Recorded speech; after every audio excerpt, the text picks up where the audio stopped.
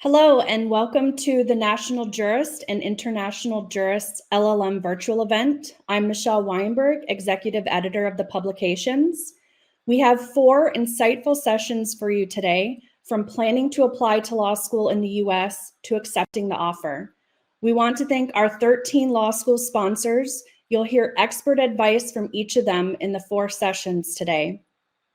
The first 2 sessions on what makes a great LLM program and what kind of program should you choose will be moderated by Joshua Alter, Associate Dean of International Programs and lecturer at Northwestern Law.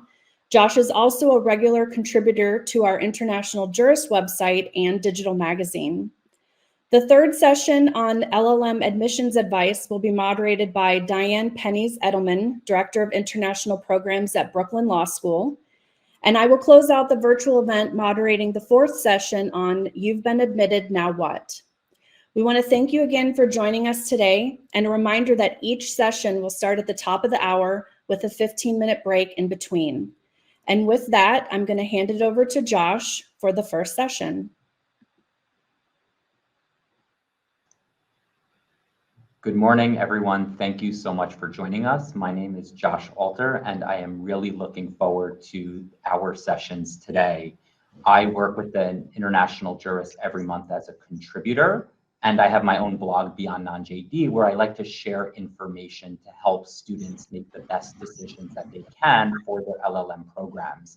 And so I'm really excited to be here today, because this is a great opportunity for all of you, regardless of which stage of the process you're in, to get the information from the experts. And we have 2 of the very best in our community here for our first panel on what makes a great LLM program. So we'll start with brief introductions from our 2 expert panelists. Let's start with Nora and then jump over to Hannah.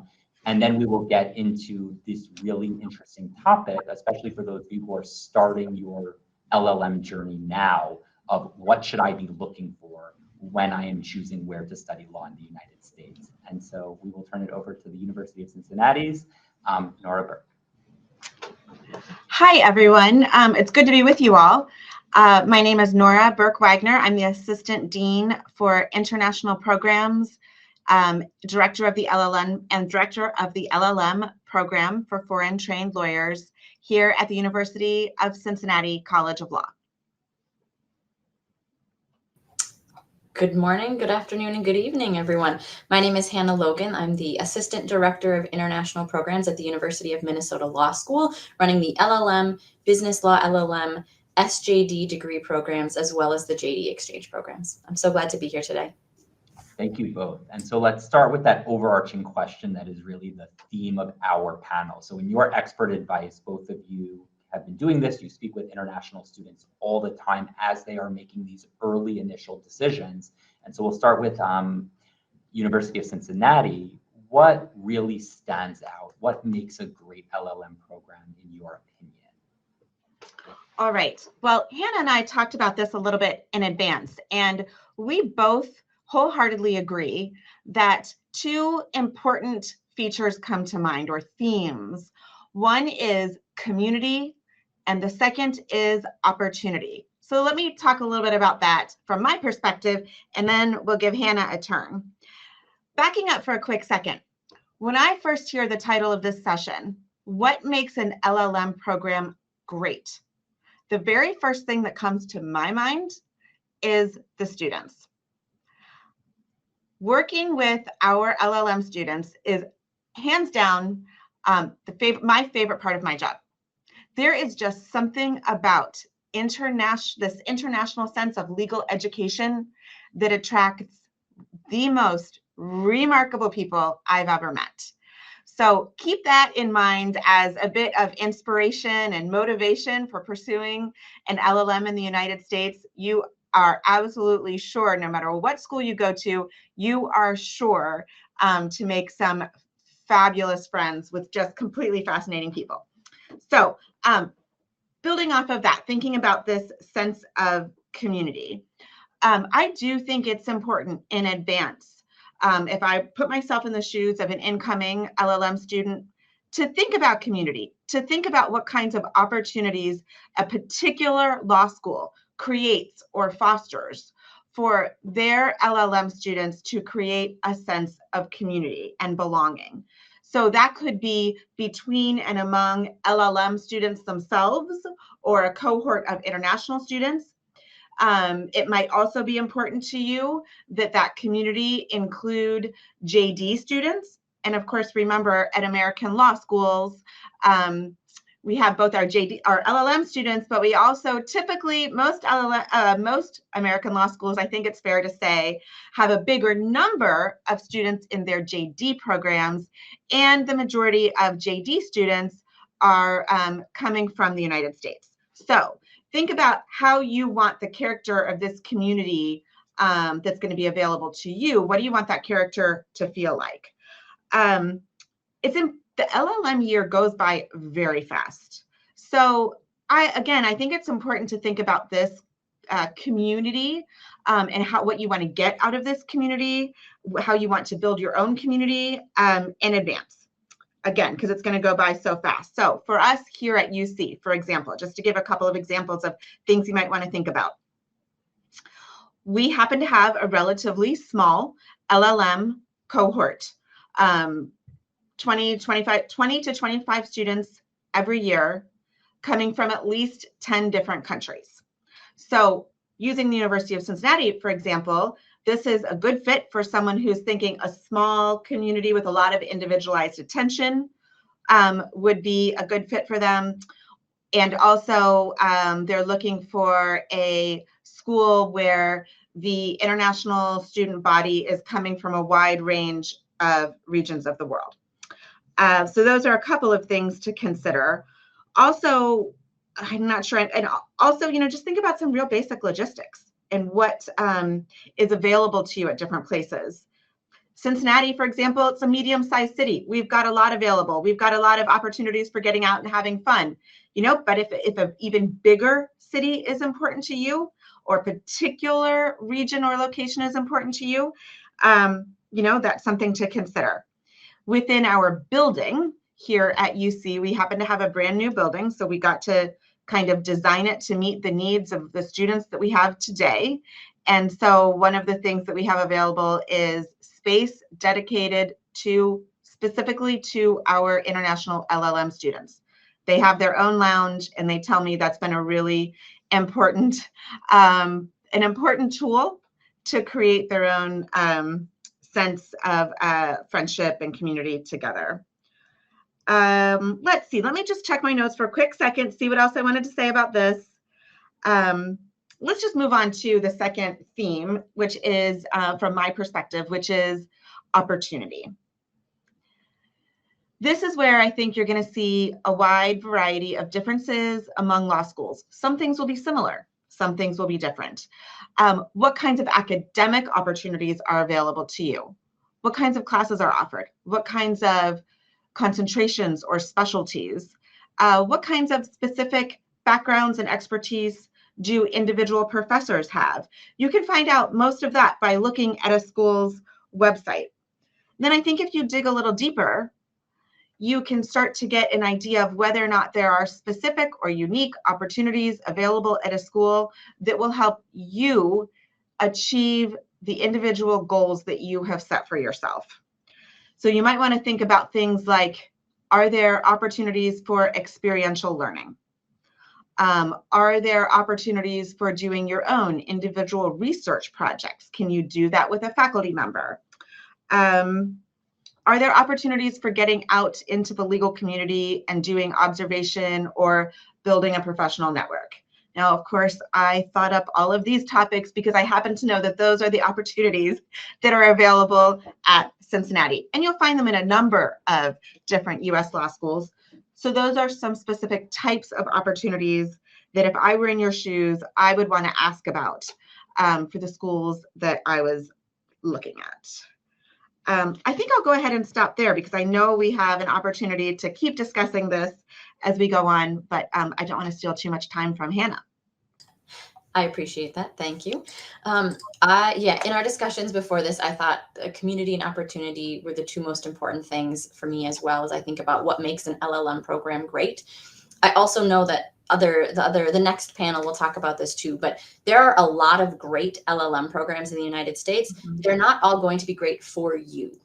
So keep in mind as you're watching this webinar and this whole series today is think about what's going to be great for you. Maybe you want an LLM cohort of 300 LLM students, right? Maybe that's what you want. Maybe you want something more like Cincinnati or Minnesota where it's 25 to 30 students, maybe 40 on a given year. Maybe you want to be in a medium-sized city in the US, in the Midwest, like Cincinnati or Minneapolis. But maybe you want to be in one of those really big US cities. What kind of community do you want to be in when you step outside the doors of the law school? And then what kind of university generally do you want to be a part of? Do you want to be in like a Big Ten, all the sort of stereotypical college athletics? Do you want to go to an American football game and wear the face paint and the whole thing? So you really want to think about that community in the law school, in the university, in the city generally, and think about what's going to be the best for you because there are a lot of great programs. I think integration in the classroom between LLMs, JDs, SJDs is a really important factor for some people. Again, some students want to have most of their classes or all of them with just LLM students. That's great for many students, but that's worth asking about. You'll want to think about the student organizations you can join. Now, every university, every law school has many, many student organizations. Some are specialized to things like international students or the type of law that you're practicing. Some of them are called affinity groups for things like Black students, LGBTQ students, Muslim students, things like that. We have one at the University of Minnesota called TORT, the Theater of the Relatively Talentless. And it's a musical theater production that they write, they compose music for, they put it on every year. So think about that sense of community outside the classroom as well. The opportunities in the classroom are going to be essential. You are coming to the United States to earn a degree. So think about, again, the type of cohort, the type of classes, but also, do you only want to take law classes, or do you maybe want opportunities to take classes at, say, the business school or the School of Public Affairs, if they have some sort of, human rights center or something like that? How can you, if you're interested, supplement your education with other topics that might be related to law, but slightly outside of it?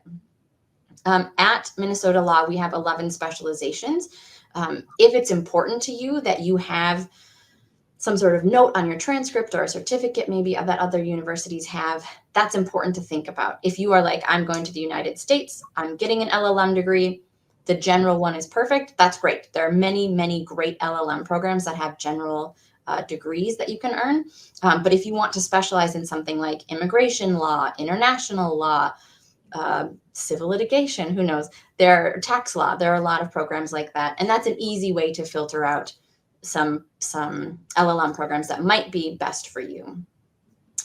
An opportunity that many students take advantage of, and many more should, I think, are the pre-LLM English programs. And so many, many schools have short-term programs or long-term programs. I know a few of our colleagues have 2-year LLM degrees where the first year is just legal English. That's something to think about. Many of us have, well, we all have minimum English requirements, so earning a specific score on the TOEFL or IELTS, but do you want an opportunity to arrive on campus a little early, get to know some of your classmates earlier, really hone some of those skills in legal English, legal skills, get acclimated to Cincinnati or Minneapolis, for example, and the community there before classes start? That's an opportunity that you probably should take advantage of if you have the time and money to do so. There are many benefits. I can talk more about that later, I guess. But Nora was talking about sort of networking things and opportunities outside of the classroom. And I want to talk a little bit about the Career Center too. I think each law school handles career advising for LLM students a little differently. So you'll want to think about, how much help do you want? What sort of guidance do you want? Maybe you are going to just be on leave from your job for a year. Your job will be safe when you get back. You don't need that. Congratulations, that's wonderful. Many students do want a little more help or guidance. Perhaps they're going to take advantage of OPT. That's a whole other session. But think about how much you might use that. And then you can ask people like Nora or me at the law schools, what opportunities do I have? What kind of access do I have to the Career Center? And how can they help me no matter what your goals are? I think the final thing I'll say, I guess, as I'm looking at the time here, the alumni network is really important. And that's something that I think might be more common in other countries than I realize, but I know it's extraordinarily important.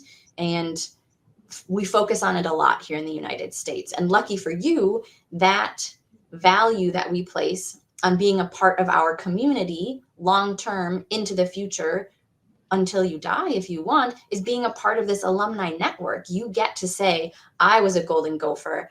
I'm going to attend this event in Shanghai, in Sao Paulo, in Bangkok, wherever it might be. And you get to meet other people who graduated from the same university. Not necessarily just the law school is the other thing to think about too. So if you are, after you graduate from your LLM, maybe 10 years down the road, you decide you want to transition into a different type of law. You can go to the LinkedIn group for your law school, alumni network, that sort of thing, and find someone who maybe graduated from University of Cincinnati and is practicing the type of law that you want to get into. And you can contact them and ask, how did you get into that? How did your degree from UC help you? And that's you'll learn more about this as you get to the United States, but that's a very normal, encouraged thing. People are always happy to help. People who graduate from our law schools, from our universities in the United States, want to help other people who are going through the same experience and foster their careers and help them along the way too. So I think that sort of ties together community and opportunity, I suppose. Amazing. Thank you to both of you. And so in addition to my job, I also teach LLB students in China, in Spain, to kind of help them prepare for US law schools. And everything that the two of you covered are literally the things I talk to my students about. So we're figuring out what are their goals in an LLM, what are their goals after an LLM, what are the most important things? Is it like I only want to be in Boston versus I want a tax LLM? So there's so much information. We have to go on all these schools' websites. We go to the international jurist. We get all of our information. And then we develop our shortlist. So we know, let's say, Cincinnati and Minnesota are on the list of 7 or 8 schools we want to apply to, we want to talk to. How do we go about contacting you? Do we sign up for a webinar? Do we email your admissions office to get an appointment? This seems a little bit kind of overwhelming. So is there any guidance you have for the people who are watching the video, who are on the session of like, okay, I want to learn more about your school's program. What's the next step? And so can we start with Nora? Sure. So I think everything that Josh just used as an example, those are great strategies for finding out more information. I would absolutely, an easy first step is as you start to look at schools' websites, most schools will have a little link that you can click on to request more information. You give us your name, your email address, we will add you to these listservs that Josh was talking about, and you will start getting some emails from us where you can watch videos and read some articles and just sort of start to get a sense of what type of opportunities are available at each school. And then when you're tired of getting emails from us, just let us know through that unsubscribe and we'll go away. The other thing is you can, I would absolutely say, reach out to me. We're sharing our email addresses with you because we do understand that this is a huge decision.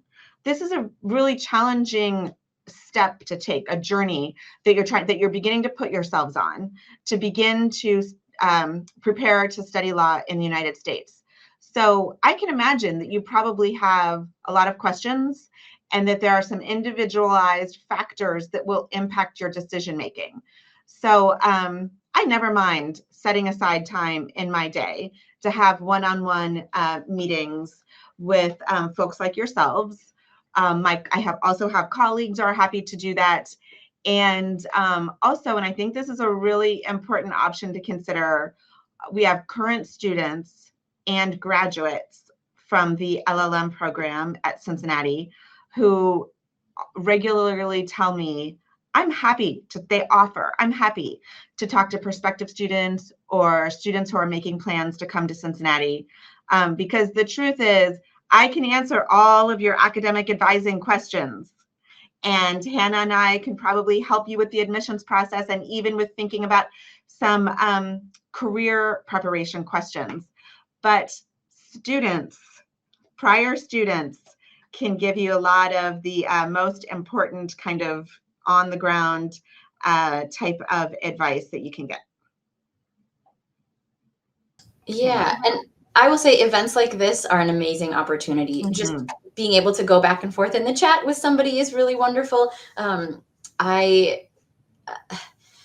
We interact with so many students every year, and so we know the types of questions you might ask, and we are more than ready to answer your questions. And like I said at the beginning, we want to get to know you so that if and when you apply, we have a better sense of, is our program going to be the right fit for you? Is this going to be a good match? We want every student in the United States to be successful. We don't want to admit anyone to our programs who might not be successful or unhappy for any reason. So the more you can talk to us and tell us about your goals and who you are, the more we can make sure, yes, this will be a great fit for you. Please apply to our law school. We cannot wait to admit you. Or, you know what? It sounds like you're really looking for something different than what we offer. Let me connect you with my colleague at Northwestern, for example. We are always happy to do that because we want everybody to be successful in our programs and everywhere else, right? Like, it would be irresponsible and unfair for us to admit people who weren't going to be successful. So the more you can interact with us and tell us what you're looking for, the more we can help you find that. And that's better for all of us. Amazing. Thank you both. And for my own students, we have like our own group chats when they go to all these schools in America, and just seeing how happy they are because they're informed students. They found the schools that are the best fits for them is just a really amazing thing for me and just makes me so happy. So thank you both for sharing that. Let's kind of break out the community and opportunity theme that we've been discussing. And what I love the most are the stories of the current students that I see on social media, on LinkedIn, on Instagram. We'll start with Hannah and then Nora this time. What's an example of something that is kind of special at your school of kind of a community activity that all the LLMs speak about when you're on the road in Asia or Latin America or Europe, Middle East, North Africa, wherever, like people are talking about, hey, 5 years ago, this event, and kind of how does that build the community at your school? So Hannah, can we start with you? I'd love to go first. Something that we started long before I started at this job, almost 9 years ago now. You might know, maybe you don't, Minnesota is famous for our winters. We have lots of snow. It's very cold. And so some of our students from places like Brazil or Thailand or Nigeria or different places like that, maybe they've never seen snow before in their life. Maybe they're just here from, Central America. And so that's a little intimidating. So each year in October, we rent a big yellow school bus and we take our students shopping for winter clothing. And so we start at some outlet malls and then we go to the Mall of America, which is the largest mall in the United States, not North America totally, and so we provide them with a little guide ahead of time and we walk around the mall as they're shopping and pop into stores and help them determine, yes, those boots are going to work great, or no, that coat isn't thick enough. And I think that extra bit of, we know this is going to be difficult and different for you. We're here to help. I also think it's an interesting opportunity for our students from places like Sweden and Norway and Russia to come and say, oh, I have a coat just like that. That's going to be great. And so they're able to really get to know each other in a different way about something that Midwesterners love talking about, which is the weather. That's awesome. It makes me a little bit jealous because I grew up here in Cincinnati, Ohio, and we used to get a lot of snow. And courtesy of global warming, we don't get much snow anymore, but we do like to celebrate the first, or maybe sometimes only now, snow with our LL.M students because it is so exciting for folks who haven't seen it before. So along these lines, there are two other things other traditions that we have had that fit right along this theme. For about 8 years, all of the LL.M students would come to my house for Thanksgiving. So they still talk about that when I see our graduates, and I still think about, and my own children still talk about, the moment where you pull the turkey out of the oven and our students who are coming from countries where they don't have a tradition of roasting turkeys, they don't have Thanksgiving, want to quickly stop and take photos because they feel like they're in a movie. Now in the last few years, as our numbers have grown, we've actually transitioned into doing pumpkin carving. not making the most of a different autumn or fall holiday and tradition in the United States. And we get all of the LL.M students together to go to a farm, to pick pumpkins, and then to carve them into jack-o'-lanterns. So that's what I can have to offer to that. But do we also, Josh, do you want us to say something in response to this question about the more academic kind of? Okay, so let me share one and then I'll hand it back to Hannah. Two things come to my mind about some of the what I think are fairly unique opportunities available at UC that when I travel around, our alumni do still talk about. One is we are the home of the Ohio Innocence Project. So many of you may have heard there's an international innocence movement. There's been movies produced, lots of books about the effort that goes into helping individuals who are innocent but are in jail, or we refer to them as wrongfully incarcerated, helping those individuals become free. So here at the University of Cincinnati, our Ohio Innocence Project is one of the largest innocence projects in the world. And in the 20 years that it has been in existence, we have freed 40 individuals. Our LL.M students get involved in this every year. It's an option. Some LL.M students choose to get involved. And in fact, over the last 5 years or so, my colleagues who lead the Innocence Project they decided that they enjoy working with our LL.M students so much that they've created some special opportunities and even offer a special class just for the LL.M students. They do things like take the students with them to do interviews, or take the students with them even to the jails to meet with clients. And I'll just add that what I love about this is that we have a number of our students who leave Cincinnati saying, I want to stay involved in this. I want to take some of what I've learned here about this project back to my own country. So it's been really exciting to see. It's very satisfying to see it grow that way because it's such important work. Of course, we also have Family Law Clinic. We have a small business and entrepreneurship clinic where our LL.M students are working with other law students and providing legal advice to individuals in the Cincinnati community who are starting new businesses. So there's plenty more, but those are two of the things that stand out in my mind. Hannah. That sounds amazing. That's really, really cool. You will learn as you're researching schools in the United States, each state is its own jurisdiction, and each jurisdiction manages its law schools slightly differently. So in Minnesota, LL.M students are not eligible to participate in clinics. That's a whole thing, but we have created something called judicial observation, clinics and externships, I should say. So instead of an externship or a clerkship, we have created judicial observation for our LL.M students, which is very similar. And it's a chance for LL.M students to spend 3 months observing a particular judge. You get matched based on whatever your area you are most interested in. So family law, criminal law, whatever that might be. And then you spend 3 months getting to know the judge, observing the proceedings. It's a really interesting way to spend your time. You can earn credit for this class by writing a paper. And I will say that the professional relationships formed between the LL.M students and the judges have been really fascinating over the years. Some students have ended up coming back and the judge officiates their wedding, for example. But they also just keep in touch professionally for years afterward and provide different feedback or ideas for each other both ways. I think that's the most interesting thing that I hear from the judges, is that they learn a lot from the LL.M students as well.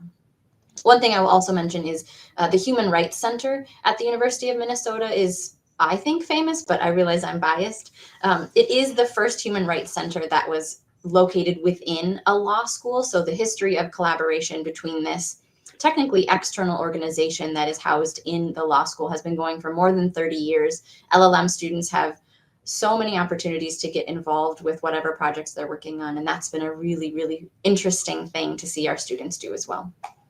Thank you both. And one of the themes that we started with was kind of what makes a great LL.M program are the students in it. And I wholeheartedly agree of just kind of the inspirational stories from lawyers from other jurisdictions And one of the things I love is the relationships and the connections between the JDs and the LLMs.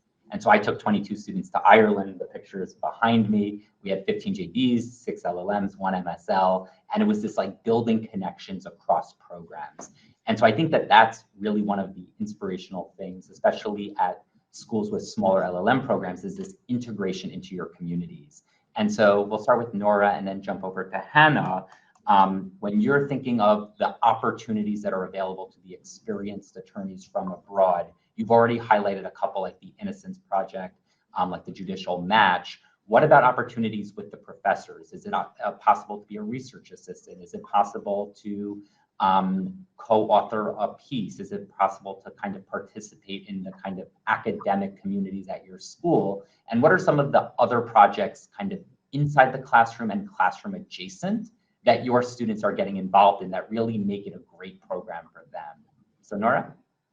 So yeah, some of the individual, well, first of all, speaking for myself, speaking for UC specifically, because we're a relatively small LLM program, and we're actually a relatively small law school, we only have about 400 students in the building. There is a lot of opportunity for individualization, and our students do capitalize on that. I'm thinking just of students right now this year, wrapping up individualized research projects where they've been matched with faculty, professors who have expertise in the area. For example, I know one of our students from Columbia right now is just finishing a project in cybersecurity law. So a paper that she's writing, and I know she's excited about the opportunities that she has to move forward with that paper, even back home. We have students who are doing legal externships, essentially an internship in a variety of different law offices. I'm thinking about someone who's just in my office, smiling ear to ear about her experience in an immigration nonprofit. And I'm still trying to get all of our students who had spent the semester working with judges to send me photos, because I know that they're having such a good time. So those are some of the things that come to my mind. Yeah, that all sounds very similar to what happens at Minnesota as well. I hear regularly about whatever projects students are working on with professors and the ways they're staying connected afterward. I will also say, classroom adjacent more. Each year there is both a ping pong tournament and a chess tournament. There used to be a basketball tournament, but I haven't heard of that for the last several years, of faculty versus students. And I think that is a really fun way. Students see their professors in the classrooms, they go to their office hours. US law schools are very open. They want you to interact with the professors, with the staff. That's what we're here for. But being able to see them in an informal setting where that power dynamic is a little different and less is so interesting for students. And I think that allows them to see the professors as a little more human, and get to know them a little better in ways that they couldn't in the classroom or working on a research project together. It's funny that you said that, because I just had dinner with 10 of my students last night, and it's amazing, like the inside the classroom versus outside. The final major topic before we get into some of the questions in the chat is kind of really focusing on that opportunity meets community, which is the alumni networks. And so for lawyers from all over the world, we've already gotten one question about, is like, how do you break into practice in the United States after an LLM? Right? Great programs, as Nora hinted to, it's like their students, their alumni are their best ambassadors. They're the people who want to help you. They want to speak with you. They want to give you advice. And so when we talk about your alumni networks, not just in the US, but all over the world, what is the advice for kind of the people on this call in choosing a law school where they want to be able to enhance their career or kind of level up? How do your alumni networks kind of integrate, not just the LLM alumni network, but the broader law school one, to really kind of build a community and build opportunities for your current LLM students? And Hannah, can we start with you for this one? Absolutely. Our advancement office, the alumni and fundraising office, holds Spring Alumni Week every year in April, and I'm sure every law school has something similar to this. And it's a chance for alumni obviously there are more JD alumni, the programs are just bigger, to come back to the law school. And there are events and there are speakers. Thanks to COVID, many of them are now live streamed on Zoom, or they're recorded. And so our alumni from around the world are able to attend live as well, which is really, really exciting. And they're able to participate in a way that they weren't even, what time is it, 5 years ago. So I think so to that point, so once a year, we have this week now full of webinars, of events, of lectures, of ways you can get continuing education credit, CLEs. But then throughout the year, we have ambassadors in many cities and many countries around the world who are, there's a special name for it that I can't remember at the moment, but sort of the president of the Alumni Association in that region. And they host events at different times of the year, whether that's a lecture or a dinner or a networking event for practicing lawyers. And that's a really nice way for students to stay connected. And like I mentioned earlier, sometimes it's just for law school alumni, sometimes it's for general university alumni. And that's a great way to learn about different people in your professional network, whether they're lawyers or in some other industry. And I think the University of Minnesota is really great at fostering those connections and supporting the alumni around the world and making those events happen. Okay, alumni. I second what Hannah said. We do have a lot of similarities on this. Trying to think of what I can add that is different. You know, I would say, and this is probably true at Minnesota as well, but certainly at Cincinnati, if I have students either who are making the decision about whether to pursue an LLM or where to pursue their LLM, depending on what kinds of questions and concerns and things you're trying to figure out, I can always think of one of our alumni or one of our graduates who would be willing to have a separate conversation with you and kind of consult with you about their experience. And people do find that to be really helpful. Another thing that comes to mind on this topic is I think of one of our students who was finishing the LLM a number of years ago, who said one of the things that surprised her in the LLM experience is that she comes from a city, like a capital city in South America, where there are many, many, many, many law schools in one city. But when she came to Cincinnati, she realized, oh, UC is the law school in the city of Cincinnati. And Cincinnati is a pretty big city. We have, you know, we're the home of worldwide headquarters of Procter & Gamble and GE. Well, she said, and so she pointed out to me that what that means is that when she's out, when our students are out in the Cincinnati legal or business community, people open their doors to our students because they feel connected, because they are all, well, not all, most, many of the lawyers, the judges, the business leaders consider themselves to be a part of the University of Cincinnati. And that makes the networking, the observation, and the community building a little bit easier. Thank you both. And first, the questions in the chat, the ones that are focused on the admissions process, the good news is session 3 will cover that extensively, and you'll get a little bit in part 4 as well. And then one of the other questions we got was about bar exams, practicing law. And when I write for the National Jurist, when I write for Beyond Non-JD, I talk about kind of the LLM experience, the LLM education, the LLM network, and then these kind of other things, which are the bar exam and kind of post LLM careers, whether it's in the US or whether it is abroad. And so one of the things I want to stress to everyone on the call is every school is different in terms of application deadlines, in terms of scholarship consideration, in terms of kind of course registration.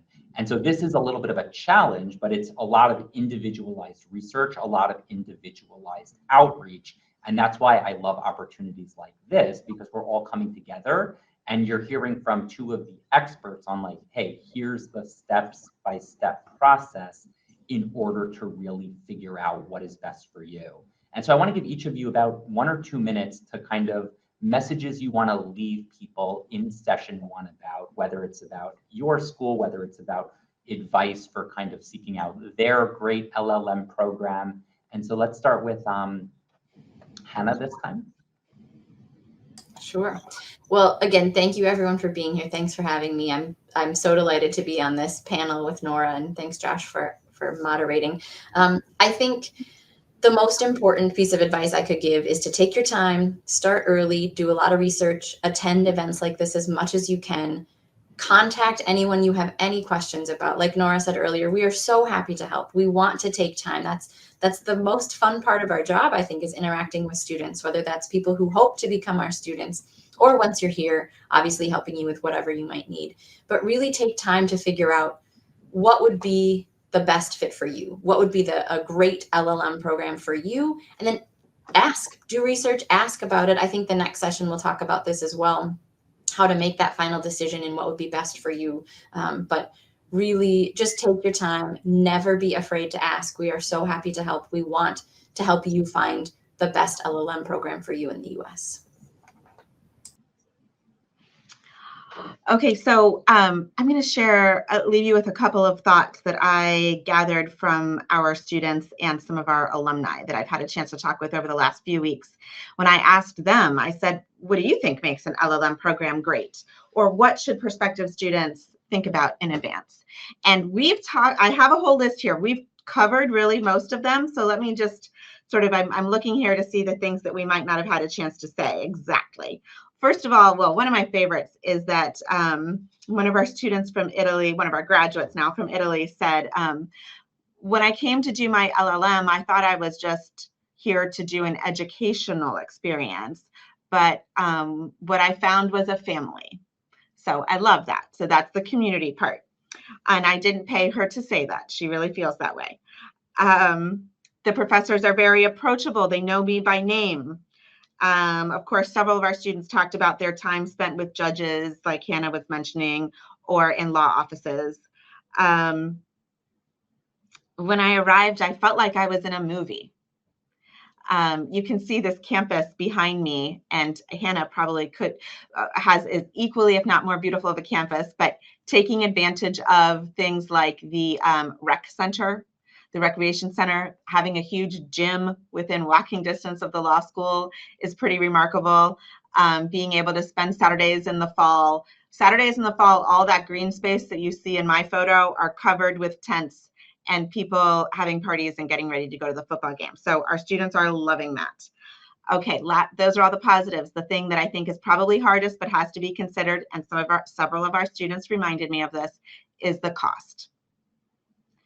So it is definitely a consideration, and you will find schools have very different tuition levels. So you want to think about the cost. You want to find out whether or not they have any opportunity for partial scholarships to bring down that cost a little bit.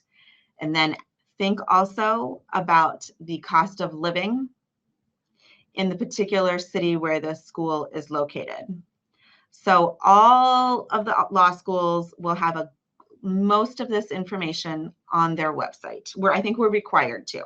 We're going to tell you all that we can about the cost up front.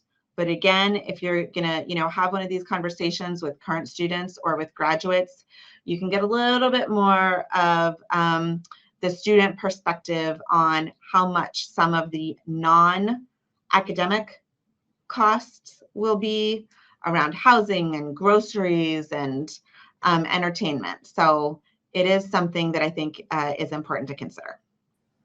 Thank you both. And I wanted to say thank you to both of your schools for being part of the sponsoring organizations. For the people on the call, these are schools that are actively looking to engage with you, to talk with you, to make sure you are the right fit.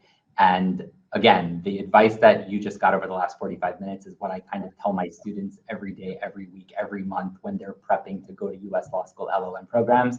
So I just wanted to say on behalf of everyone here from the International Jurist and National Jurist, thank you both for joining us for session one. We'll do our quick break for 15 minutes. And when we come back, we have a really great session number 2 focused on what kind of programs should you choose. And we are going to be building off of so many of the conversations that we had in session 1. So thank you all.